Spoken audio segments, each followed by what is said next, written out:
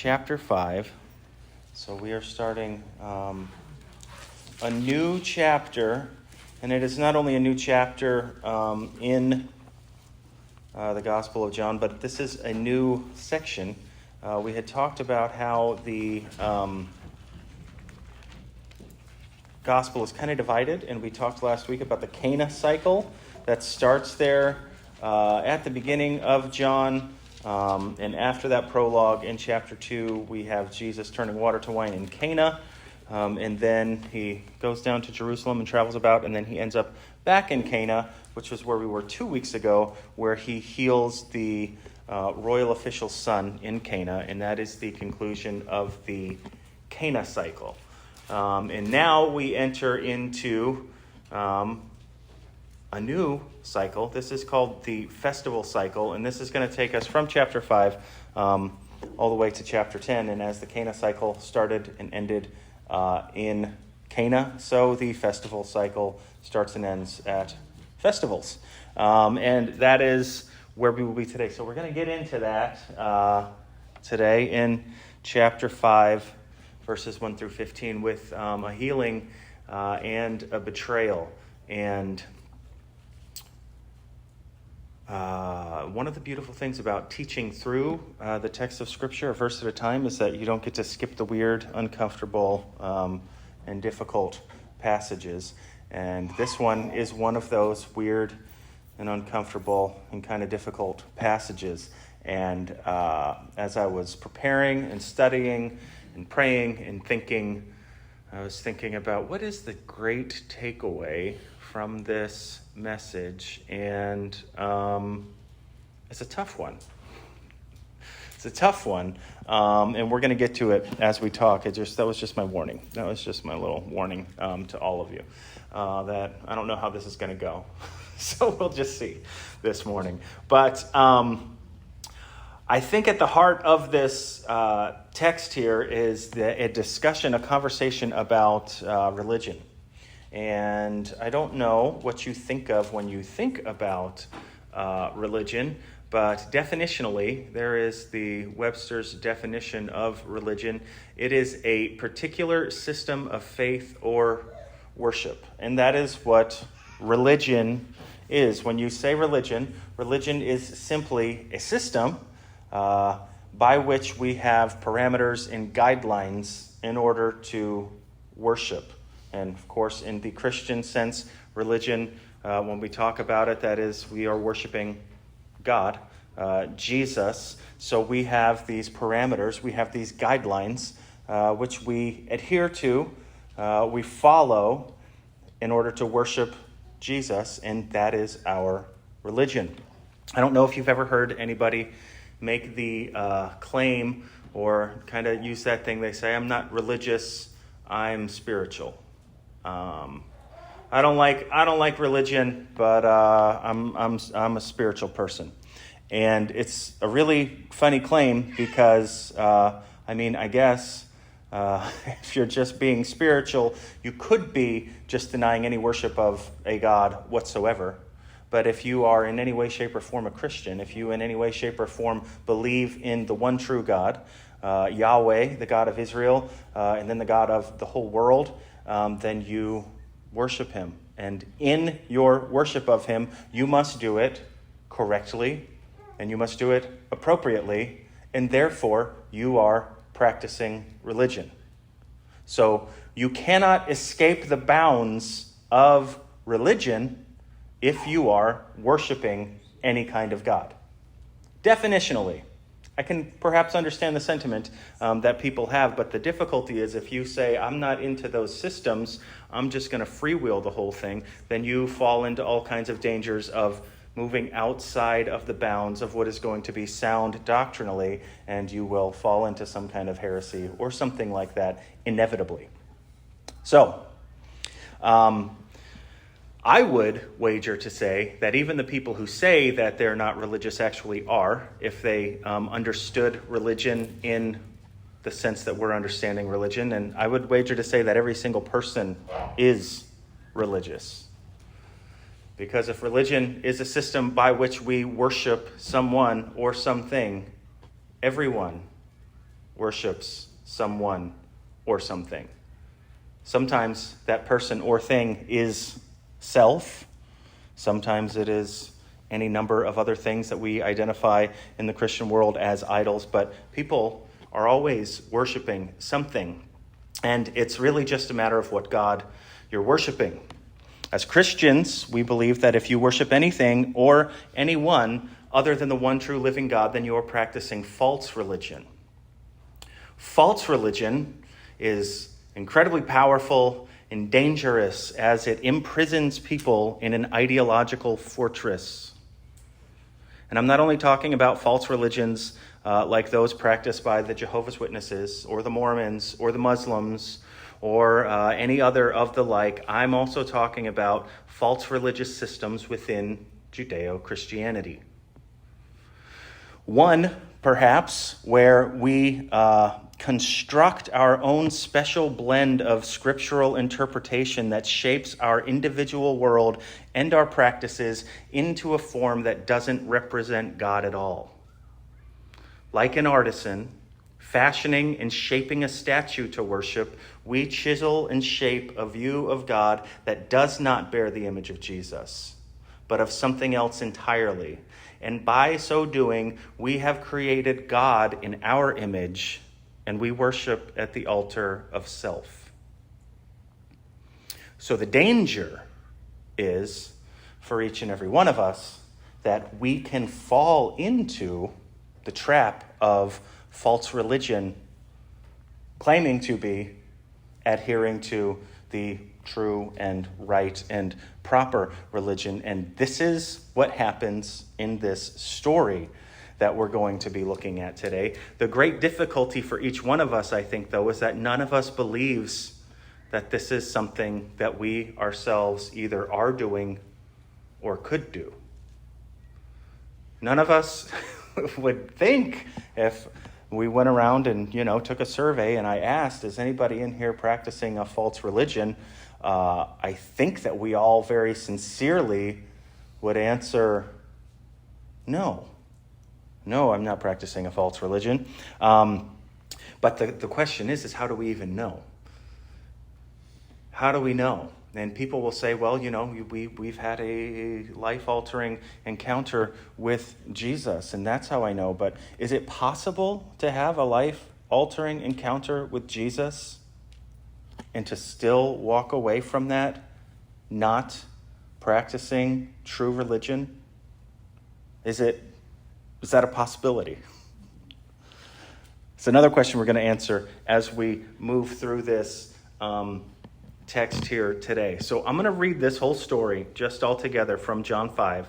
So we get the whole thing, and then we're going to take it just a couple verses at a time. So in John chapter 5 and in verse 1, it says, sometime later, and this is after Jesus was there in Cana and healed the nobleman's son, sometime later he went from Cana up to Jerusalem for one of the Jewish festivals.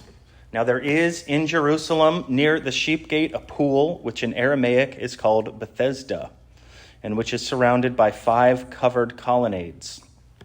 Here a great number of disabled people used to lie, the blind, the lame, the paralyzed.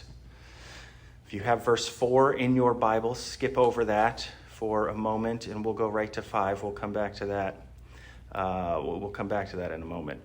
One who was there and had been an invalid for 38 years.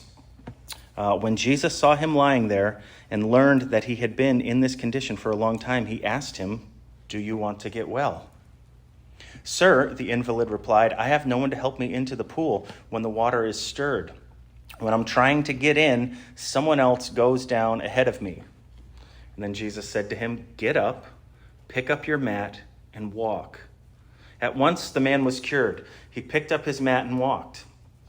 The day on which this took place was a Sabbath, and so the Jewish leaders said to the man who had been healed, "It is the Sabbath. The law forbids you to carry your mat."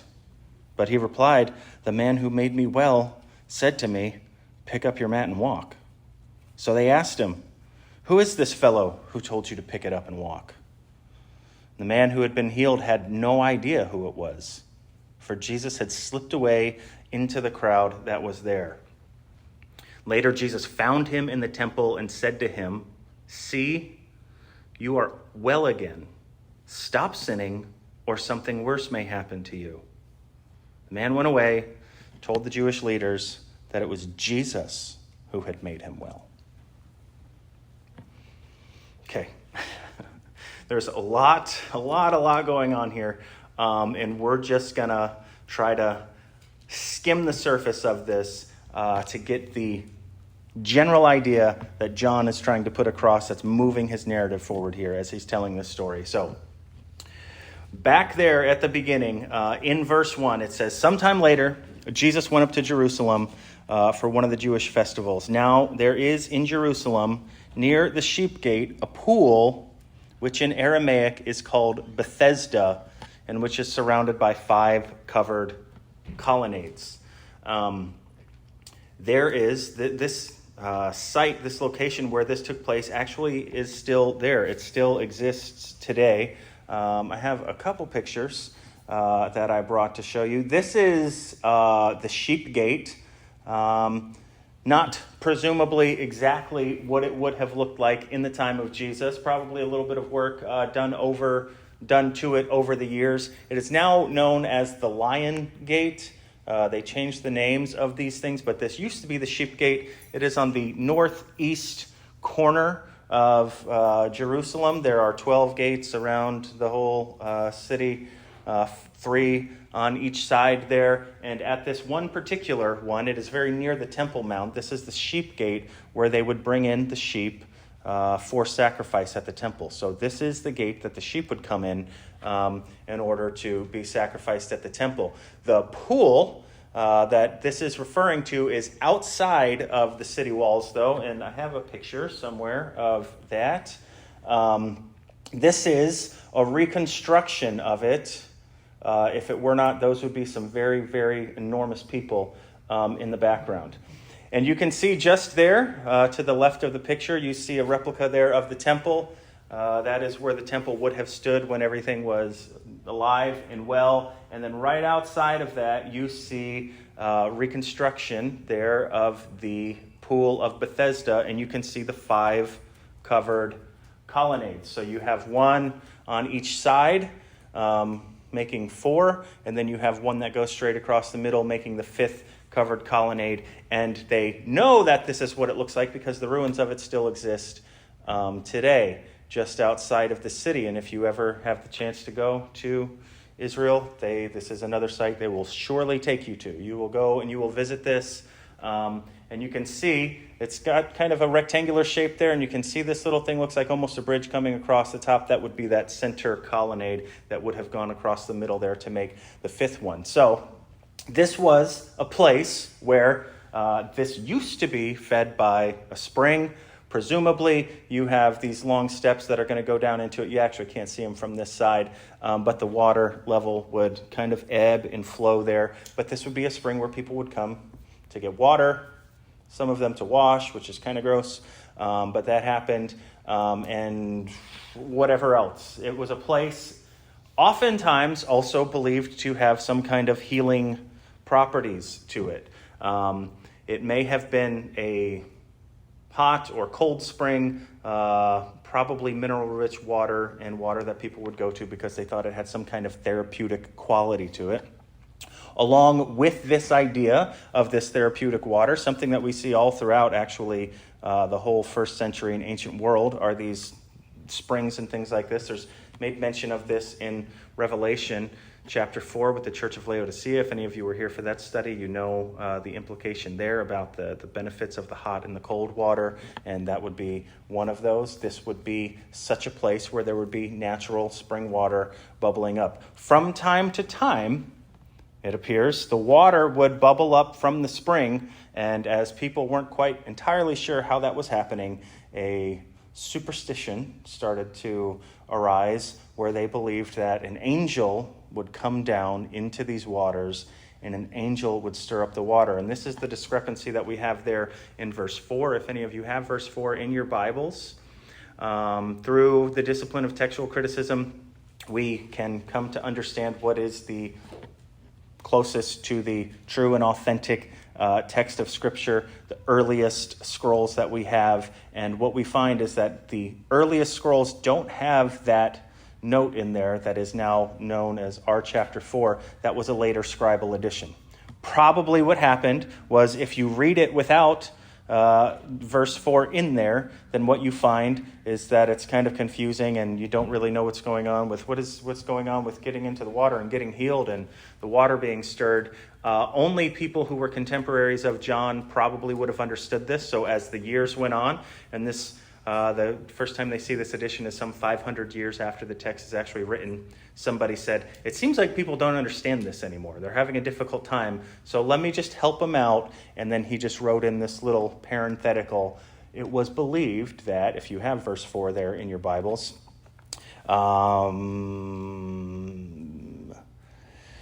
says something like, yes, from time to time, an angel of the Lord would come down and stir up the waters. The first one into the pool after each disturbance would be cured of whatever disease they had. So this was the belief. There is nothing that we can point to verifiably to say, yes, that is absolutely true and that happened. It was a superstition of the time.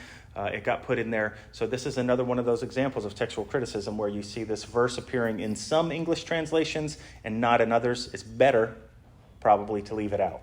Better to not have it in there, although it is nice and it kind of helps us understand the story. So the idea was when this natural spring would bubble, they thought, there's some divine activity taking place. We already know that this pool has some kind of healing powers. Perhaps it has more healing powers when it starts to bubble. And I bet if you were to get in there and get real close to that, you would be healed. Now, no one can obviously say if this ever actually happened. However, we had people sitting around it, some of them for many, many, many years. In the instance of this guy that we're looking at today, perhaps 30 years or more, he was sitting by this pool, and you would think at some point or another, you'd have to see something happen there in order for you to continue to wait every day, day in, day out, year after year, but we can't really say.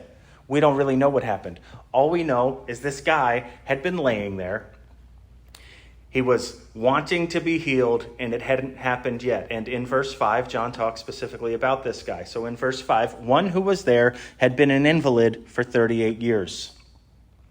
When Jesus saw him lying there and learned that he had been in this condition for a long time, he asked him, "Do you want to get well?" "Sir," the invalid replied, "I have no one to help me into the pool when the water is stirred. When I'm trying to get in, someone else goes down ahead of me." And then Jesus said to him, "Get up, pick up your mat and walk." And at once the man was cured. He picked up his mat and walked. So this one gentleman, when Jesus shows up at the pool, likely you saw that the reconstruction there, very big, very large structure. There were probably hundreds, maybe, of people there who needed to be healed.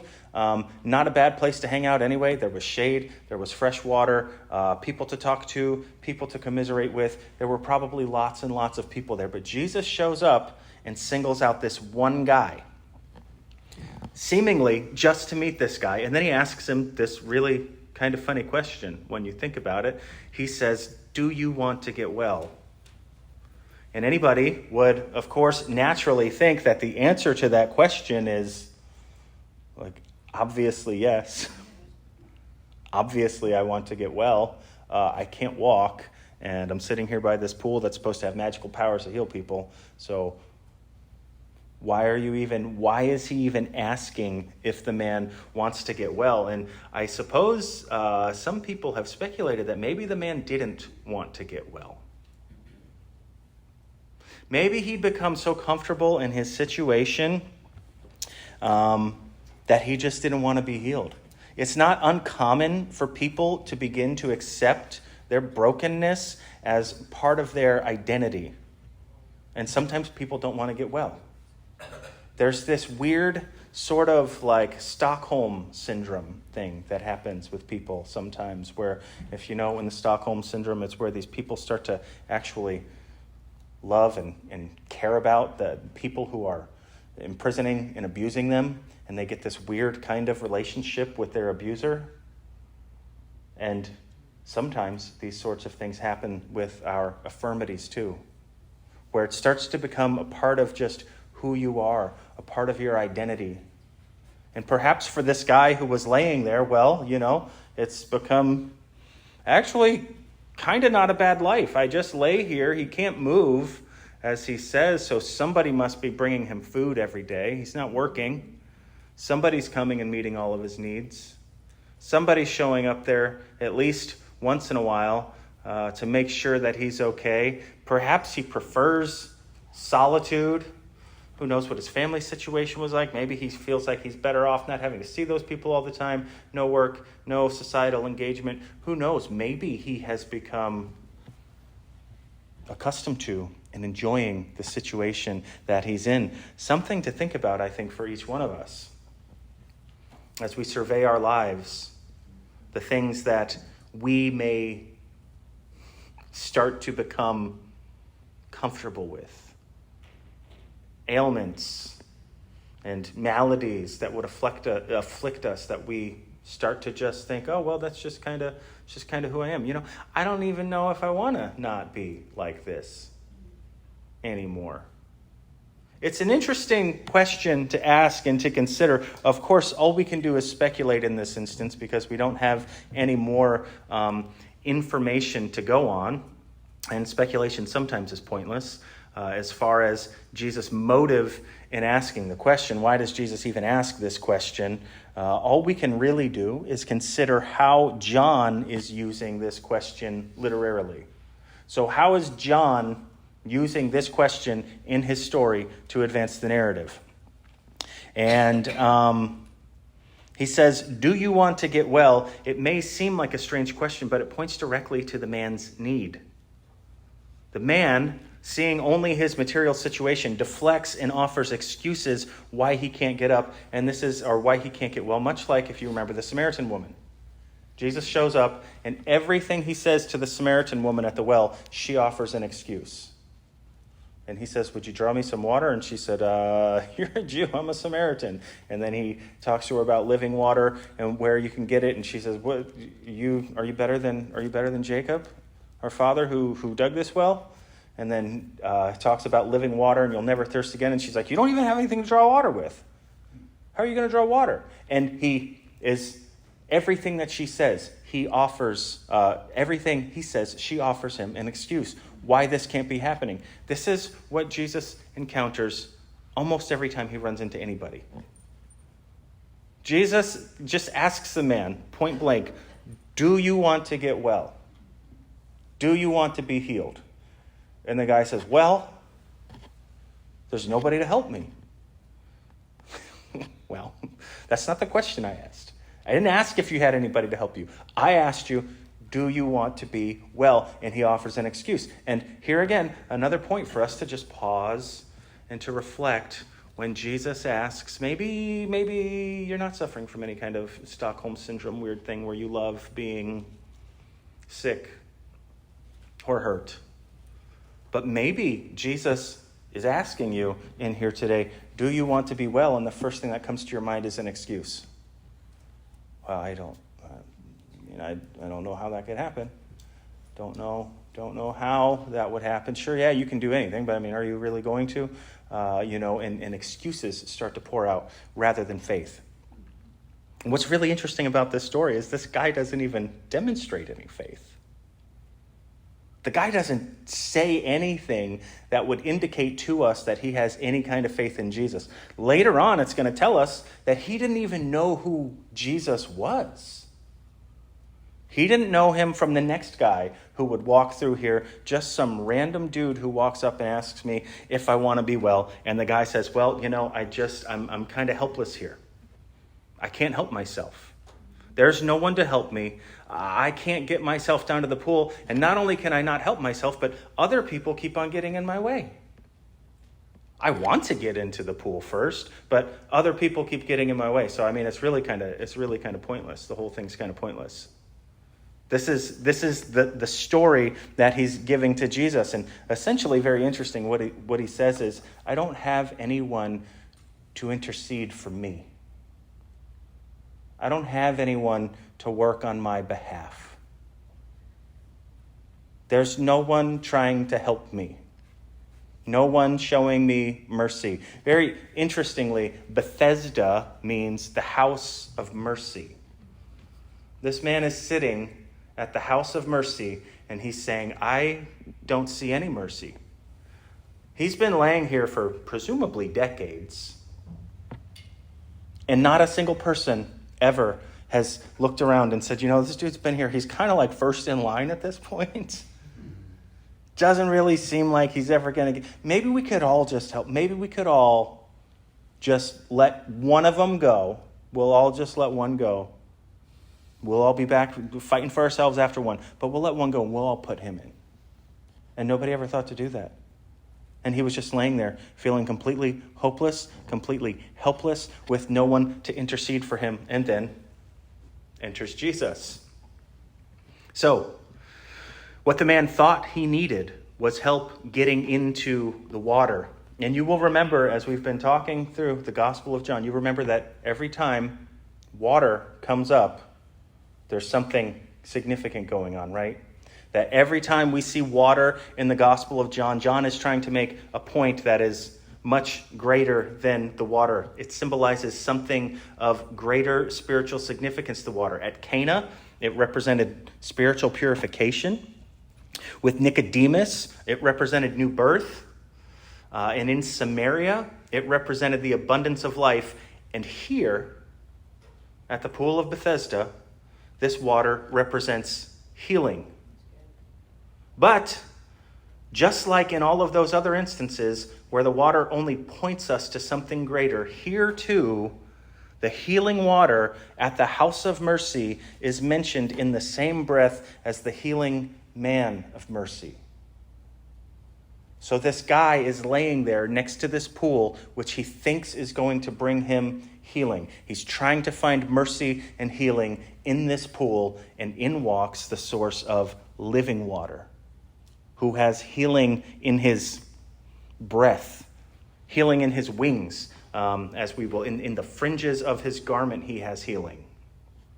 And Jesus responds to this man's excuse. He says, you don't need water and you don't need anyone else. You only need me. And Jesus heals the man, just like the nobleman's son, with the word of his mouth. The only difference is that with the nobleman's son, we saw the nobleman display some kind of faith that brought about that healing. And here with this man, there's not a shred of faith that's being shown. No faith. The guy doesn't come seek Jesus. The guy doesn't ask Jesus. When Jesus says, do you want to be healed? He doesn't even say yes. He says, well, I just really can't be. I just really can't be healed. The guy, regardless of whether or not he wants to be healed, deep down inside of his heart, is not making any move toward Jesus in order to be healed. And Jesus, presumably, apart from this man's own will or faith, goes ahead and heals him anyway. And what we have seen, what we saw with that healing of the nobleman's son, we were seeing Jesus moving through a person's faith in order to bring healing. And what we're seeing, it seems like here in this particular healing, is Jesus acting on his own divine prerogative to dispense a healing wherever he desires to dispense a healing, which is, of course, always in accordance with the Father's will. He does nothing apart from the Father's will. But the Father said, this man needs to be healed. No reason. He's not good. Probably not a nice guy. Doesn't seem to have any faith. Doesn't know who you are. Doesn't know anything, but just we're going to heal him. And then the question is, why? Why does he heal this guy? Why does this guy get healed? And this is really part of the question, part of what's driving the narrative here. Because if you remember, we talk about all of the miracles in the Gospel of John, and they all happen as signs. They're all pointing us to something, right? That every miracle that happens, it's not about the miracle itself. John's not trying to tell us it was really cool when Jesus turned water to wine. It was this really cool thing. You wouldn't believe it. He was trying to say Jesus is letting us know that through him there is provision and there is a new way of purification, a new way to be clean. And it is inaugurated in the life and ministry of Jesus. That's what he was telling us there. When he healed that man's son, it was a demonstration of his authority that works, that spans space and time, and that even just with the smallest shred of obedience and faith, Jesus operated and moved in that healing through that man. But here, what do you suppose is trying to be communicated through this miracle? It says, John gives us a little bit of clue. It says, the day on which this took place was a Sabbath. And so the Jewish leaders said to the man who had been healed, "It is the Sabbath. The law forbids you to carry your mat." And he replied, "The man who made me well said to me, 'Pick up your mat and walk.'" So it's very interesting that of all the days that Jesus could have showed up at this pool, of all the days he could have shown up to meet this one random guy, he does it on a Sabbath. Seems kind of intentional. Seems kind of like Jesus knows exactly how to put himself in whatever place by whatever person whenever he wants to. The same way that he just happened to meet the woman at the well. He knows exactly where he needs to be at whatever time to meet whatever person. And he comes to this guy who can't move. He could have gone there any day, any time. The guy's not going anywhere. Jesus could have showed up there any day to meet this guy, but he does it on a Sabbath. He does it on the Sabbath day on purpose. And he heals this guy, and then he tells him, "Pick up your mat and walk and get out of here." And the Jewish leaders see him, and they inform this man that he is breaking the Sabbath law by carrying something. They say, "You're breaking the Sabbath law by carrying that." Now, why do you think Jesus would tell someone to do something that was against the law? Why would Jesus instruct a person to break the law? And if you're thinking with your thinker right now, you're thinking, well, he wouldn't do that. He wouldn't do that. And you would be right in saying that he wouldn't do that, because he wouldn't do that. The law that these Jews were referring to was not Torah law. It was not the divine law given from God. They were referring to the Mishnah. This is an extra set of rules that are written. We talked about this on Wednesday night, that are written in order to put extra boundaries out for people so that they don't break the Torah law. So kind of an interesting reason why it was invented, but there's this law, right, that God gave us. Don't break these laws. These are my laws. Obey me. Don't break these laws. And all of the Jewish leaders said, you know what, just in order to make sure that nobody breaks these laws, let's put laws way out here, and then nobody would even get anywhere near breaking these laws. And maybe it was thoughtful. Maybe it was kind of a good strategy. But what Jesus says is, what it does is it puts a heavy yoke on these people that they can't carry. He says you put undue burden on these people by adding all of these laws. And the word of the Lord was already perfect. It didn't need your help. But they invented all of these other laws. With those laws, they had Sabbath laws. They had 39 prohibitions on the Sabbath. 39 things that you could not do, and presumably written in some kind of order of priority. Starting with number 1 being the most important, and then all the way down to number 39, which there's a note in some scholarly works that actually calls it almost like an addendum, just like this, and a couple little extra notes here down at the end. And then there's these 4 or 5 extra laws there, these Sabbath laws, that number all the way down to 39. Do you know which one of those laws was the restriction from carrying something on the Sabbath day? It was the 39th law. It was the last law on the list of laws.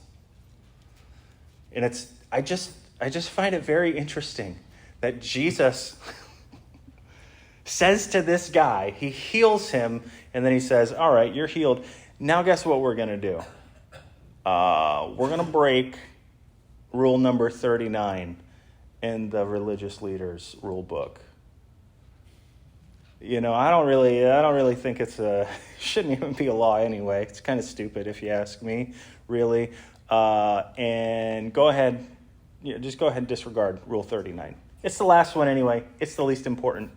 And it's almost like Jesus is ever so slightly, just kind of trying to like poke the religious leaders. ever so slightly just trying to say, guys, you don't have it right. This is not right. You're not doing the right thing. And ask this guy, we'll just break the smallest law. We'll just break that one. And it's not really breaking the law at all, of course. Again, Jesus not telling anyone to break any of God's laws. But he seems to be picking a fight with the Jewish leaders here. And this miracle, when we were talking about its purpose, it's not about this man being healed. This miracle is about the response to the miracle. And what's so crazy about this is these Jewish leaders have been so misguided by their false religious system that in the face of this great miracle, they are concerned about one of their made-up human laws. They're seeing a man who's walking, who's been paralyzed for almost 40 years. And rather than any kind of wonder or astonishment, rather than them recognizing this as a powerful work from God, they focus on something so ridiculous and so trivial and so petty. And while this guy is walking for the first time in almost 4 decades, they said, "Who told you could carry your mat today on the Sabbath?" And his response is, of course, appropriate. He says, well, the guy who told me to stand up and walk, shouldn't you be asking that? Who told me to get up and walk? And I just walked. The thing that's interesting is I believe that these Pharisees probably really believed that they were serving God. They thought that they were doing God's will. And they probably really, really, truly believed it. And sometimes I wonder for each one of us, are there areas in our lives where we believe that we are doing the will of God, where we believe that we are acting justly, working on the behalf of righteousness, standing up for the Lord, doing something that we believe to be noble and true and good, and really it doesn't align with the heart of God whatsoever. And as we started off today talking about the danger of these false religious systems where we have sorts of pious justifications for every one of the actions in our lives, and we think that we are doing the Lord's will in however we're going about our lives, are we really? And I think that these Pharisees here, they thought that they really were. It's really interesting because when you read the Gospels, being in the 21st century church, and we hear the gospel stories, when we even hear the word Pharisee, we immediately in our minds think the bad guys. A first century audience, the people whom these Gospels were originally written to, when they heard the Gospels and they heard Pharisee, they didn't think, oh, the bad guys, the scoundrels. They thought, the Pharisees? The good, wise, honorable, and noble men. Those men who are our leaders. Those men who set an example for all the rest of us that we should live by. The people that we look up to. When they heard Pharisee, that's what they were thinking. And there's this really interesting disconnect between us as a 21st century audience, because we don't get the impact of what's going on here when we see the religious leaders doing something ridiculous. And it might behoove us, every time in the Bible when we're reading about the bad guys, if we start to think about how might that be one of the people that I look to as a good guy? How might it be that the person who in our day and age we're looking at and saying, well, that's the good guy. That's the one we're supposed to listen to. That's the one we're supposed to follow. That's the one who's fighting on our behalf and doing all of the things. If we started to not just give in to following after and believing anything that might come from some smooth-talking preacher, politician, whoever else, some guy on a TV somewhere. But we start to actually think critically. And then you have to do the work of figuring out the heart of the Lord for yourself. We talked in here before, and very interestingly, I was having this talk with Eddie just yesterday about some prioritizing the things that we believe. And you may have seen this before. I've shown this before, but we have a thing called a doctrinal triage. And it is represented in this little pyramid, which he's going to put up there. And this is the way that this works. There are 3 categories of theological belief. And those are dogmas, doctrines, and beliefs. And dogmas are those things which we are all completely should be uncompromising on. This is what a dogma means. It means that it does not change. You are uncompromising. When someone says, oh, don't be so dogmatic, what they mean is a person who's dogmatic is someone who's unwilling to change their mind. That's not always a bad thing. When it comes to the Christian faith, there are certain things that you must be unwilling to change your mind about.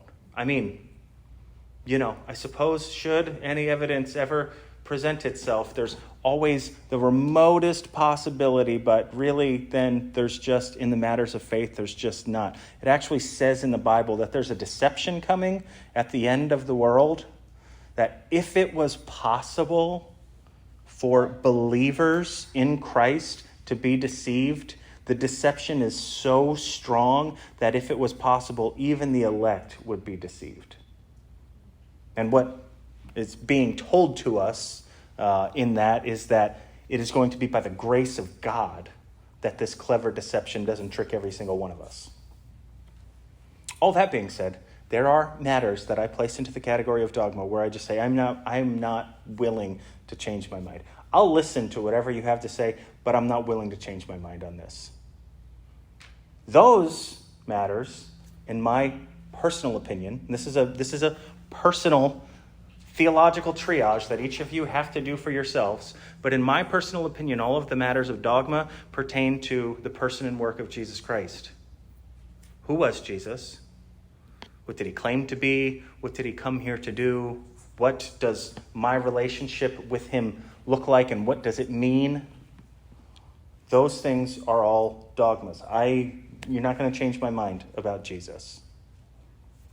Then above that, you have matters of doctrine. These are areas where we feel strong convictions about, but we are willing to change our mind. I will hear you, and maybe you can even talk me into, present me with enough evidence and enough persuasive, arguments that I might change my mind on this. And this is pretty much every single thing else. This is where most things in your life should be put into this category. Most things in your life should be matters of doctrine. I feel very firmly about this, but I'm willing to have my mind changed. I'm willing to have a discussion with you about this. We can talk about it. Maybe you'll change my mind. I feel pretty convinced, but who knows? I might move from one side of this argument to the other. That's where most everything should be. And then above that, you have beliefs. And then beliefs are things that it just really doesn't even matter that much. Doesn't matter. It's like, it's really almost more opinions in a certain sense. Which is the more beautiful flower, a tulip or a lily? Well, I believe it's a tulip. Well, who cares? Who cares what you believe? No one cares. And there's all kinds of theological matters that fall into that too. But every time I mention one of them, somebody seems to think that that's a matter of dogma. The thing is you need to have a diversity of all of these different things in your theological worldview. If you color all of those things as dogmas, that is what we end up calling a fundamentalist. That is somebody who says you have to believe everything just the way that I believe everything. Otherwise, you're probably not even saved. A fundamentalist. And then if you were to take that whole triangle and color it just as a belief, then you would be erring towards the side of liberalism, where you say it doesn't matter what you believe. You can believe whatever you want to about Jesus. Jesus? Oh yeah, he's pretty much the same as, like whatever. The Muhammad and Buddha, and it's all the same. You just believe in whatever you want to, and we'll all get to heaven. That's a danger too. A real good balance is this one right here. And when it comes to those areas of dogma,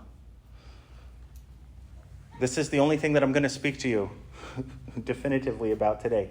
You need to have your mind made up about Jesus. Amen.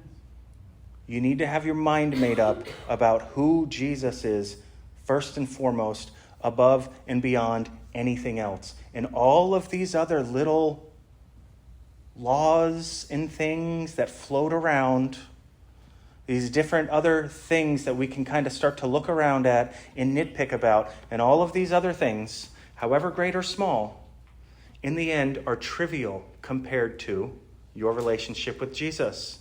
And this guy here is being put to the test. Jesus performs this miracle, it seems, not to bring out any faith or any belief in anybody. Remember, the whole theme of the Gospel of John is, John said, these things are written in order that you might believe that Jesus is the Christ, the Son of God, and that by believing you might have life in his name. That's the whole reason that John wrote his gospel. Every miracle is supposed to be pointing people to Jesus, and every miracle does point people to Jesus. This miracle, when the man is healed, and the religious leaders said, who told you you could get up and walk? He says, I don't know. Then Jesus comes and finds him, and he says, oh, you didn't know? It was me. Ta-da! It's me, Jesus. I'm the one who healed you. And then, immediately, it says here in verse 12, so they asked him, who was the fellow that told you to pick up your mat and walk? And he said, he didn't have any idea, because Jesus had slipped away from the crowd. Later, Jesus found him in the temple and said to him, see, you are well again. Stop sinning, or something worse might happen to you. And the man went away and told the Jewish leaders that it was Jesus who had made him well. Now, every commentator that I have read on this, when you read this, you might be wanting to give the guy the benefit of the doubt and say that this guy was going to sing Jesus' praises to the religious leaders, but everything that's happened so far in this story gives us only the impression that this man was trying to go and pin what had happened on Jesus because he knew the religious leaders were upset. The religious leaders were coming after this guy. They were saying, you're breaking the law. Can't be breaking the law. Why are you breaking the law? He's like, oh, somebody told me to break the law. Who? Who told you to break the law? Well, I don't actually know who it was. If I tell you who it is, will I not be in trouble anymore? And then Jesus goes and he says, it was me. And then he goes right back to the people who were trying to accuse Jesus and who were trying to find him and apparently wage some kind of holy war against him. And he turns Jesus over to those people. This guy, even more alarmingly than the Pharisees who see the man healed and then want to nitpick about one of their own man-made laws that's being broken, even more alarmingly, now this man who has witnessed the transforming and healing work of God in his own life, the man who had been laying there for 38 years, unable to move, turns his back on and betrays the very person who had just healed him. And what John is showing us in this miracle is that sometimes it doesn't matter what God does or says. Some people's hearts will not be turned.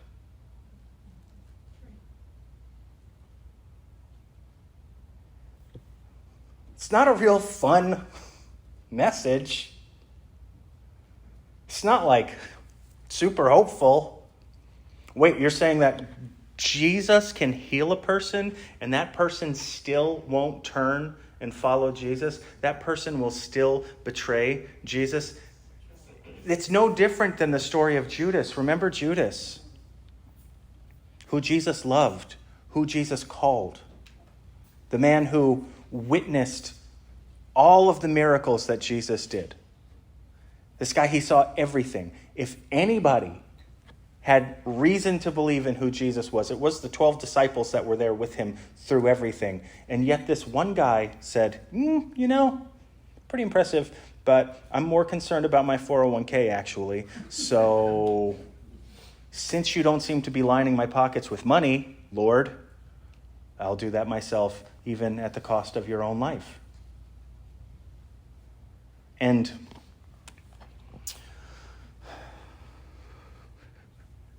I guess that's the point of the story. The point of the story is Jesus can show up and significantly impact a person's life, and that person can still walk away from that experience without having their heart and mind aligned with him.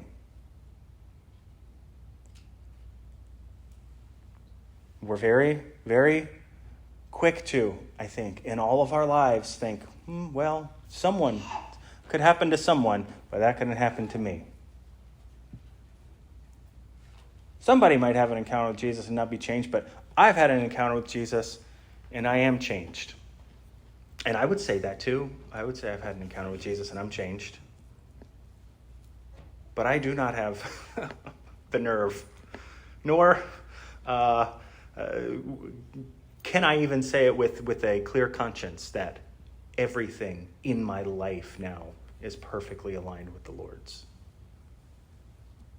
And I guess as we're thinking about this, my question for each and every one of us in here today, to kind of bring it down to a little more practical takeaway for every single one of us. If you consider that a man who couldn't walk for 38 years was healed by someone, and then that didn't result in life change, I'm wondering for each one of us, what are the things that have transpired in our life that we can say are resulting in life change? What are the ways where we're saying if we have had an encounter with Jesus, I'm not like that guy. I'm not.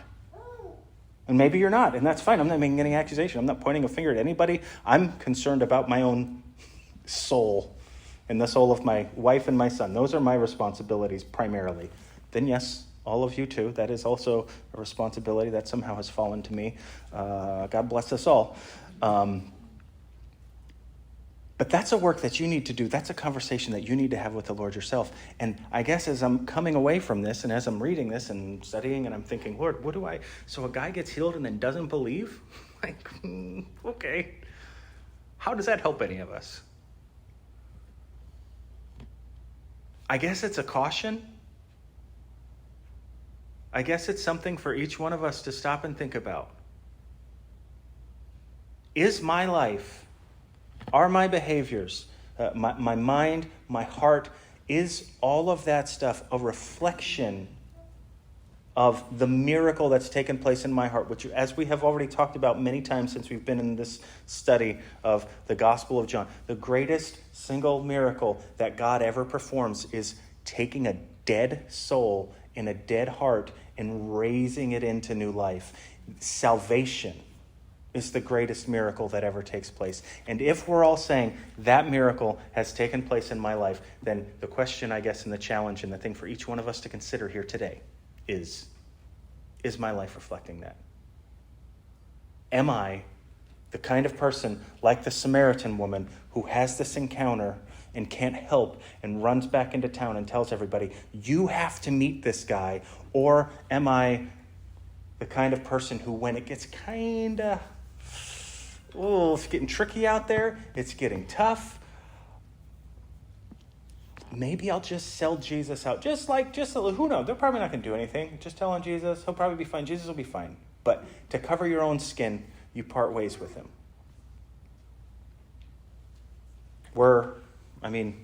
We always have needed, but we need now as much as we ever had people who are going to boldly stand with Jesus and for Jesus. You remember what he's done for you and you live it out in your life. And as we were talking about what that specifically looks like, again, that's not an area where I'm going to tell.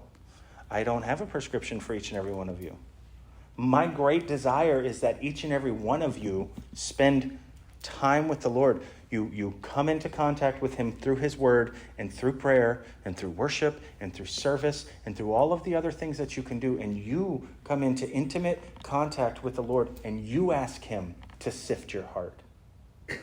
You ask him to see if there is any deceitful way in you, if there is any false religion that is stuck to your heart somewhere. And then be willing to hear him and to make the changes that need to happen. And I guess that's all I have for today. So tough one, but fun. And I always appreciate it myself, and I will remind you, as I am sure that I have in the past, and if I haven't, let me say it now, that I think about myself primarily when I'm going through all of this. That I'm not trying to pin anything on anybody else ever. It's always the stuff that the Lord is dealing with me personally in my heart about. So please don't feel like I'm pointing a finger at anybody. But they say if you point a finger at somebody, there's 3 pointing back at you. But if I point the finger at myself, then there's 3 pointing at you. So just keep that in mind while we pray. Heavenly Father, God, I thank you that I believe, God, that the most of us in here, as best as I can tell, God, we have had our lives radically changed by you. God, in the conversations that I've had with so many, in the testimonies that I've heard from so many, God, in the testimony of my own life, God, you have radically encountered us. My fear, Lord, for myself and for the rest of these is that we might come into a place where we start to think we have it all figured out, where we start to think that we are doing your will in all the things that we're putting our hands to in life, and in every place that we stand and conversation that we have and cause that we take up, God, that we think we're doing your will. And God, I just fear for the times that we're not. And for myself, God, as I have said, I pray that you would give me wisdom, that you would give me guidance, that you would give me a revelation of yourself, God, instruction through your own personal counsel and through the counsel of your word, in order that we might come to know your will, God, your good, pleasing, and perfect will, and we might become agents of it here on this earth. And in this time right now, God, as we lift our hearts to you and as we open our minds and our hearts to you, God, I ask that you would search each one of us and that we would gladly and willingly participate in that process, God, that we would let you into our hearts to look around with your spotlight and your magnifying glass, God, and may you find the areas in our heart where we need change, and may you give us the strength, God, to move forward in that today. Let us not be people who have experienced such a miracle as what you've done in our lives, and to not come away from it completely sold out to you. So be in our midst now, God. We love you. We ask it in your name.